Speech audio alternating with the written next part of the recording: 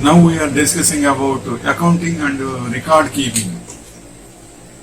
If numbers excite you, then you can start an exciting accounting and record keeping business.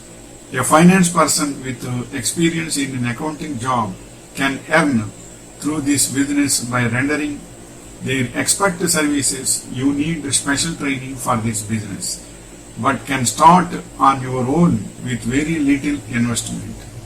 But account keeping is most important because year ending will come in, so they should pay income taxes. Sometimes income tax department will expect more, but certain losses will be there to the company. That time, if they are maintaining purchases and sales very well, then all problems will be solved. So records are most important, especially middle-tier companies, middle-tier businesses or companies should maintain record keeping is most important. Then accounting person will manage what are the incomings and outgoings and what are the purchases and sales.